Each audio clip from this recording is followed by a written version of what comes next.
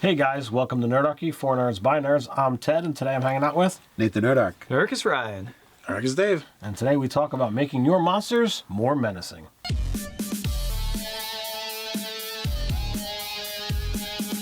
Hey guys, jump down the description below where you can sign up for Nerdarchy, the newsletter. A great way to get RPG tips as well as learn how to game with Nerdarchy. Not too long ago, it was either a comment, Facebook message. I'm not entirely sure where I saw it. Courier pigeon, perhaps. From somewhere on the internet. Someone sent a raven, maybe. Dark wings, dark words. But they wanted help with using a wraith as their monster, as their big bad monster. And that really made me think about it as far as using generic monsters as your big bad. And really just using them straight out of the book. You don't really have to do anything mechanically to the monsters to make them work as your villain. Making a generic feel specific, right? So Yeah, Yes. especially if you have a decent challenge rating for what your party is. Yeah, as long as you've picked out your monster that's equivalent to the adventuring party. So what do you really need to do to make that monster stand out? Anything right out of the monster manual is actually just fine. And now it's just a matter of, giving it a name. That's huge. When they know that they're facing off against Gilgamesh, the dragon, makes as much bigger deal than just fighting the white dragon. By naming it, it kind of like gives it its own power. And then from there, you just got to give it a personality and why people fear it. motivation. Oh, go ahead. It really comes down to you have to set the scene.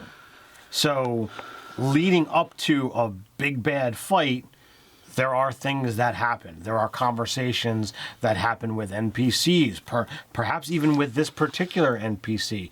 You can have encounters where the big bad does something either with its minions or with it itself before the party is actually able to handle it. And you see this in movies and TV all the time, where the party is forced to deal with the repercussions or run away because it can't win that fight yet.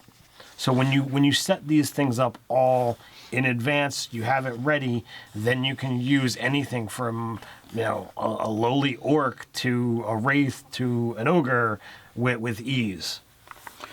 Valo's Guide to Monsters, and I'll put a link in the description below, does a great job with just taking your standard monsters and spicing them up. Like A little cumin, a little thyme. Yeah, whatever it takes. Garlic on everything. So I just happened to open up the Beholder, and basically it gives different diameters for the body, different skin color, skin texture, eye colors, how to change the eye stalks. But not only that, it goes into and gives traits, ideals, flaws, Bonds, traits, just like you would out of the player's handbook. Also, the Dungeons and Masters Guide has a section that does the same thing, right? For figuring out your villains and giving them motivation. If you do that with any monster in the monster manual, pretty much, it's going to be a more memorable enemy. And especially if you can have them get away a couple times. Yeah, like the orc, like warlord or whatever the higher CR orc is. It's a generic when you just have orc chieftain or whatever. But Korvag the Slayer is a much more fearsome thing, and maybe there's he carries a bag of heads that he throws into the battlefield to show his fallen enemies, and that's only within the last 24 hours. No, absolutely. You can do that.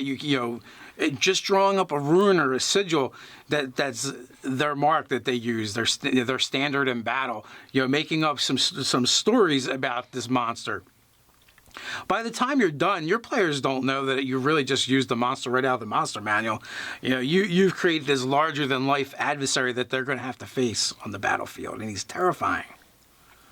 Reskinning monsters is another way to go about doing this, so that if you've got something that is going to fit power-wise, but it isn't quite visually what you want it to be, you can always do that. I do that kind of stuff all the time, and it really mucks with the players' heads because they're like, what are we facing?